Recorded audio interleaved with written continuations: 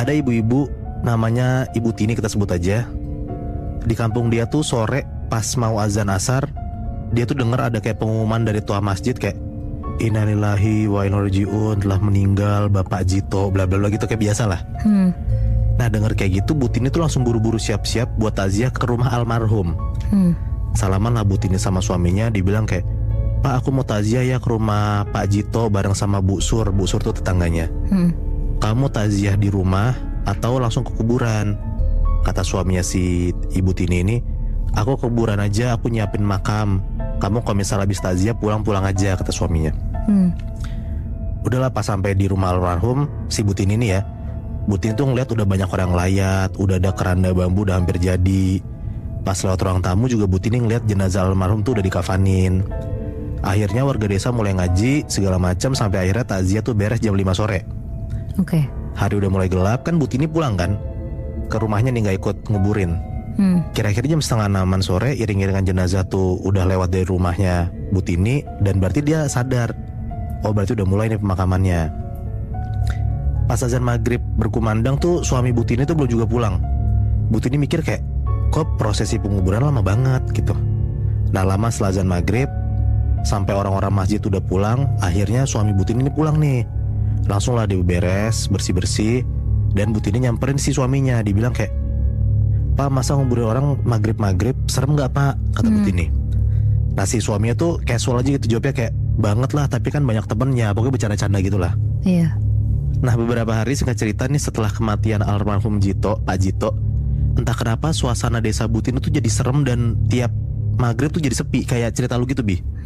Yang bahkan kayak orang-orang kampung sana tuh suka ngeronda, bapak-bapaknya juga suka nongkrong.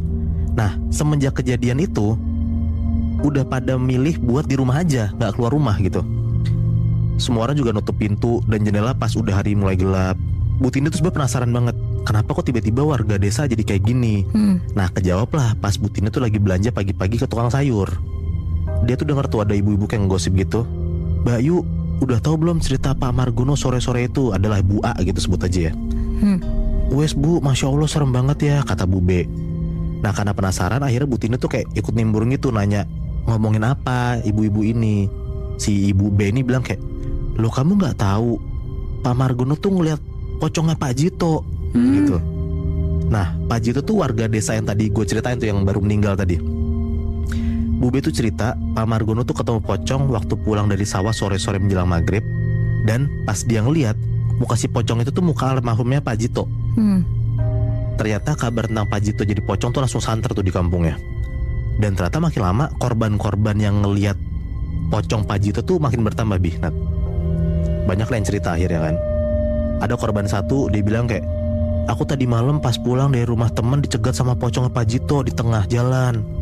Ada korban dua kayak, aku juga pintu rumahku tadi malam diketok-ketok pocongnya Pak Jito. Pas malam-malam tuh aku kira orang-orang ngeronda, ternyata pas aku buka pintu malah pocong. Ada juga korban yang ngelihat Pak Jito tuh waktu ke kamar mandi malam-malam. Ada juga korban lain yang diketok pintu rumahnya, dan waktu ditanya siapa, warga itu tuh dengar suara Pak Jito jelas banget ngomong kalau diminta tuh tali pocong di kepala itu dilepas. Teror itu terus berlanjut sampai akhirnya nyampe nih kedengeran di keluarga almarhum Pak Jito. Keluarga almarhum Pak Jito tuh cuma minta maaf atas kejadian itu, karena kan dia juga nggak tahu kan. Pun juga warga desa sama korban pun juga nggak paham dan nggak bisa nyalain siapapun, termasuk si pengubur jenazah itu. Karena kan yang kayak, ya mereka baik-baik aja meninggal, ya udah dikubur, tapi kenapa malah diteror gitu. Dan ternyata ada di satu malam Bu Tini nih akhirnya ikut jadi korban. Malam itu Bu Tini sendirian di rumah, suaminya tuh lagi kayak ada keperluan di desa sebelah. Bu Tini akhirnya nungguin suaminya pulang dengan nonton TV di ruang tamu. Tiba-tiba pintu rumah tuh ada yang ngetok, dia kira suaminya yang pulang. Dia cuma teriak tuh dari ruang tengah kayak, langsung buka aja, gak aku kunci. Tapi gak ada sautan dari luar pintu. Gak lama diketok lagi, tok tok tok tok tok. Bu Tini bilang lagi lah kayak, buka aja gak dikunci. Diam lagi. Begitu ketiga kalinya diketok, Bu Tini jawab kalau pintu gak dikunci lagi. Nah akhirnya ada yang jawab tuh dari balik pintu itu. Tapi di sini Bu Tini tuh bisa ngenalin suaranya kalau itu tuh bukan suara suaminya.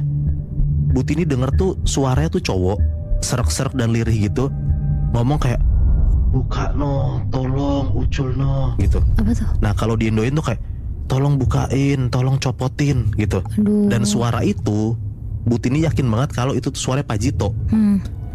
Di situ tuh Bu Tini deg-degan banget. Dia langsung matiin TV-nya dan duduk diem buat ngedenger lebih jelas kayak ini suaranya kayak gimana, siapa gitu.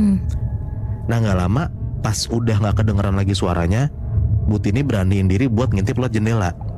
Dan bener aja Nat, pas dia ngintip, dia ngelihat di depan pintu dia tuh ada kayak orang pakai kain putih kotor bekas tanah gitu, ngebungkus badannya, dan kain itu tuh keikat mulai dari kaki, badan sampai ujung kepala. Ya, jadi jelas banget kalau itu pocong kan. Iya.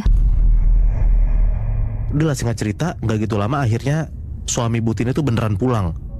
Bu Tini tuh denger kayak ada orang ngomong, "Bu, bukain pintu, Bu." Ini posisinya Bu Tini lagi ketakutan di ruang tengah ya. "Buka sendiri, nggak aku kunci kok." Diulang lagi tuh jawaban yang tadi dia sebutin. Bener aja untungnya suaminya beneran ngebuka pintu. Dan akhirnya langsung lah tuh Bu Tini ceritalah kejadian tadi ke suaminya. Semakin banyak korban yang ceritain kejadian seremnya, dan semakin gak enak banget nih keluarga almarhum buat denger cerita ini.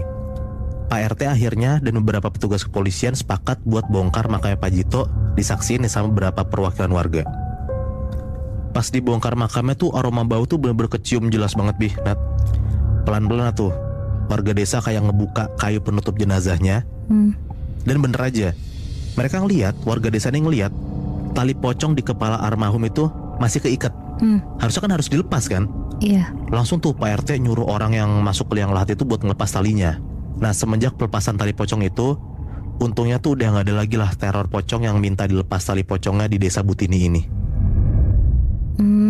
Jadi benar-benar si Pak Jito tuh minta tolong ke semua warga untuk nyopotin tali pocongnya dia yang belum dilepas itu ya. Iya, jadi makanya gue mikir kayak sebenarnya mungkin niat Pak Jito tuh bukan buat ngegentayangin ya. Iya. Jadi kayak lebih ke prosesi pemakamannya kan belum beres tuh. Benar. Gue udah dimasuk liang lahat tapi beneran belum dicopot. Ya mungkin cara dia buat minta tolong keluarga desa dengan harus nyamperin kayak gitu.